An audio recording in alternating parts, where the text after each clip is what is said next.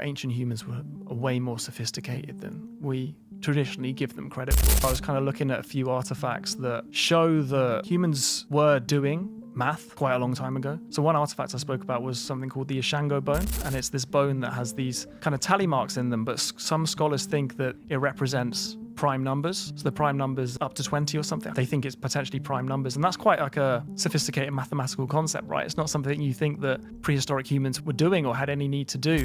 There was another paper that I was looking at which shows all these cave art and has all these different notations next to the cave art. Kind of seems like a shared symbolic language about tracking the cycles of animals, and almost like these caves and this art was an encyclopedia of knowledge. You kind of go to the cave and you look at this and you can kind of tell where the animals are moving, what migrations, and you can use that as like a encyclopedia to teach the next generation. Went on to start talking about the incredible geometry and the incredible alignments of these ancient megalithic structures like the pyramids, like Stonehenge, like Newgrange. All these things, Gobekli Tepe, that showcase that ancient people did have a very solid grasp of mathematics, because otherwise they wouldn't have been able to construct these things. We've clearly had culture of mathematics long before maths was supposedly developed in the kind of classical civilizations, and massive, huge traditions of mathematics. Great knowledge of math could have existed very deep into prehistory.